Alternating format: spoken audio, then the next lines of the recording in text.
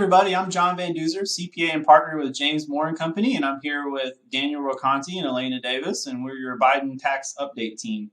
We got another video this week. So this is the week following Thanksgiving, and we were off last week for Thanksgiving, and it was great to spend time with family, but I think the rest of the world, or at least the Congress, was off as well because not much has happened. So we're going to cover a quick update today and then kind of lay out the groundwork for what's next and what's coming up. And so really look forward to getting this information out. So Elena, right before Thanksgiving, there was some big news. And so maybe you could help kind of cover what that was. Yes, John, absolutely. On Friday, November the 19th, late evening, right before Thanksgiving holiday, the House of Representatives did finally pass the Build Back Better Act. One Democrat voted against it, and no Republicans are still supporting the bill.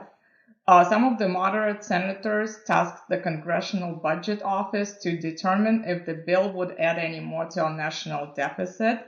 The Congressional Budget Office did put out a report stating that, yes, indeed, the bill is not fully funded. It will approximately add $350 billion over the next 10 years to the national debt. And so this remains a sticking point with the senators who strongly oppose the idea that we need to add any more to the national debt. However, there are some provisions in the bill that will allocate additional funds to the IRS that will allow the IRS to increase enforcement activities and potentially improve the tax revenue. So the actual deficit in the bill might be less than what is outlined in the Congressional Budget Office report. So the bill is now with the Senate, and the Senate has to gain all support of all Democratic Party, the 50 votes, to be able to move the bill forward under this reconciliation provision. It is anticipated that the senators will make amendments to the bill, throwing it back to the House for another vote. No voting at the Senate level is scheduled yet. The congressional calendar is set to finish on December the 10th. However, the senators are recognizing that they will probably be working through Christmas to try to get this bill passed before the end of the year. Right. So the Build Back Better Act, which is the bill with all of the tax provisions, has been passed by the House, and now it's been sent over to the Senate. You know, as we've covered in previous weeks, it's changed pretty dramatically from what the original provisions announced by the president back in May. With the tax rates and the capital gains rates and estate tax and all of that being left alone, basically. And so now we're in the Senate, right? And so part of the Senate process is, since it is a reconciliation bill, it's got to go to a parliamentarian who is a nonpartisan person, and they go through the bill and evaluate every provision to determine whether or not it meets the specific criteria to be allowed to be a part of the reconciliation bill. So that's going to be an interesting process to see what gets kicked out or negotiated and what are the offsets and implications of that. That could lead to some changes to the bill. The other thing is, some senators said, hey, this has to balance out budget-wise for us to get on board. And the Congressional Budget Office came back with a deficit. So there's a little bit of, and then you go into the nitty-gritty on that scoring process where they didn't get credit for increased IRS enforcement, which, they're saying, hey, this could help balance the budget. And so there's a lot of maneuvering and parliamentary things going on, but so we'll continue to follow it and see what unfolds. But at this moment, the bill is in the Senate and we're kind of waiting to see what happens. So Daniel, what else is going on in Washington, D.C.? It's been a pretty quiet past 2 weeks, but there's been a couple things.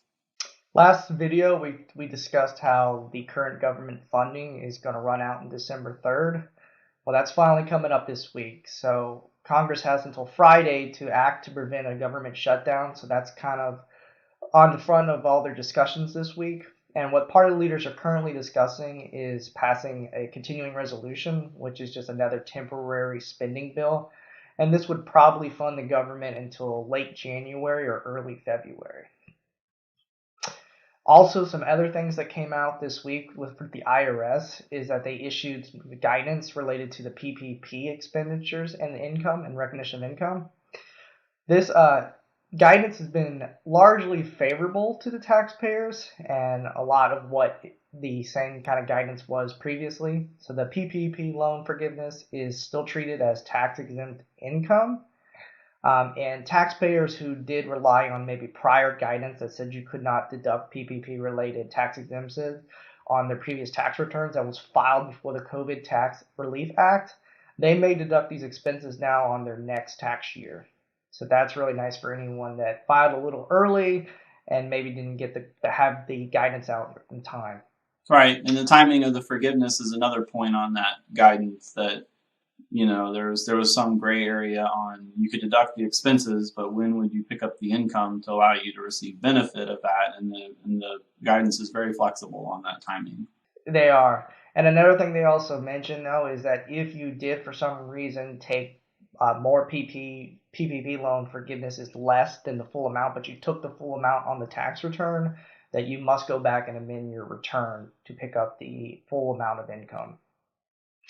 Another one interesting thing the IRS also came out this week was inflation. So for the 2022 tax brackets, so it went up quite a bit quicker this year than it has in previous years. So it increased about 3%, where in prior years it's increased more about 1%.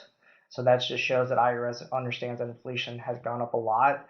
But not everything in the tax code is basically indexed for inflation. So you're going to have a lot of differences here where some things are and some things are still based on, are not indexed, and you could be kind of, not beneficial to people whose incomes, increased a lot this year because of inflation and raises.